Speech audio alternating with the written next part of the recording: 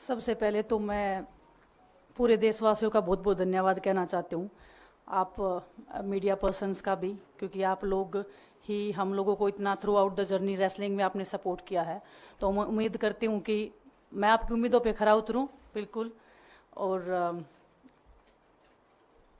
Congress party का मैं बहुत बहुत धन्यवाद करती हूँ, क्योंकि जब बोलते हैं ना कि बुरे टाइम में पता लगता है कि अपना कौन है। जब हम रोड पे घसीटे जा रहे थे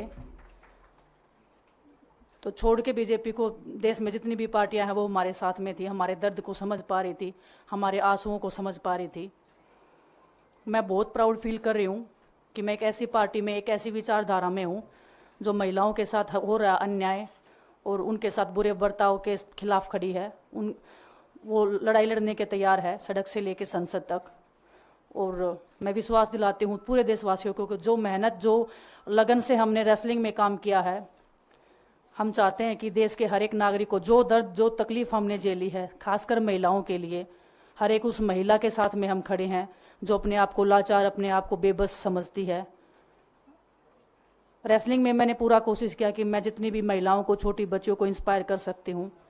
मैं चाहती तो मैं जंतर मंतर पे रेसलिंग छोड़ सकती थी, और सभी लोग भी मान रहे थे, पूरा देश इस चीज़ पर विश्वास कर रहा था, क्योंकि बीजेपी आईटी सेल ने उस चीज़ को साबित करने की कोशिश की थी कि हम चले हुए कारतूस हैं, हम ख़त्म हो गए हैं, हम पॉलिटिक्स कर रहे हैं। उन्होंने बोला मैं नेशनल नहीं खेलना चाहती, मैंने नेशनल चैम्पियनशिप खेला। उन्होंने बोला ये ट्रायल्स दे के नहीं जाना चाहते, मैंने ट्रायल्स भी दिया। उन्होंने बोला कि ओलंपिक्स लेवल तक नहीं जाना चाहते, मैं ओलंपिक्स में गई, मैं फाइनल्स में गई। अनफॉर्चुनेटली परमात्मा को कोई और चीज़ मंजूर होगी। एक चीज़ मुझे पता है कि जब मेहनत आप करते हो तो ज़रूरी नहीं कि आपको उसी दिशा में मिले, कई बार दूसरी चीज़ों में भी आपको वो फल मिल जाता है। और परमात्मा ने मुझे मेरे देश के लोगों की सेवा करने का जो मौका दिया है, वो मैं मानती हूँ कि उससे बड़ा पुण्य का काम कोई नहीं हो सकता है। मेरे लिए बहुत प्राउड की बात है। एक मैं नई पारी की शुरुआत कर रही हूँ आज से। मैं चाहती हूँ कि जो हमने फेस किया एज ए खिलाड़ी होने के नाते, उन सब खिलाड़ियों को वो चीज़ ना फेस करनी पड़े। हम उनकी लड़ाई में साथ हैं। शायद उनको आज हिम्मत मिले कि जो पार्टियां पावर में रहती हैं शायद वो साथ में नहीं खड़ी हों, लेकिन उनके बहन भाई हैं जो उनके साथ में खड़े हैं। और हमें पता है स्पोर्ट्स में कितना गलत होता आया है, नहीं बोल पाते हैं खिलाड़ी। आप हमसे देख लो, बजरंग के ऊपर डोप का बैन लगा दिया 4 साल का, सिर्फ किसी लिए कि सिर्फ उन्होंने आवाज़ उठाई थी हमारे साथ बैठ के। तो उसका भुगतान हम कर रहे हैं, आज तक कर रहे हैं, लेकिन हम डरेंगे नहीं, पीछे नहीं हटेंगे। जो लड़ाई थी वो जारी है, ख़त्म नहीं हुई है। कोर्ट में हमारा केस चल रहा है, वो लड़ाई भी हम जीतेंगे, ज़िंदगी की जंग भी हम जीतेंगे।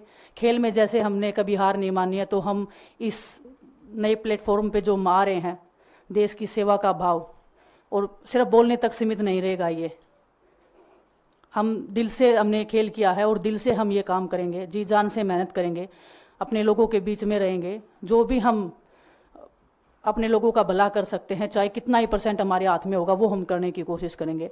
और मैं अपनी बहनों को बताना चाहती हूँ कि आपकी बहन आपके साथ में है। किसी भी मुसीबत में, किसी भी पल, किसी भी क्षण आप ऐसे मत समझना कोई भी आपके साथ में नहीं है।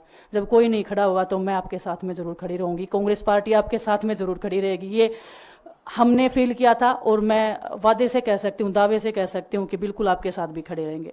बहुत बहुत धन्यवाद आप सबका।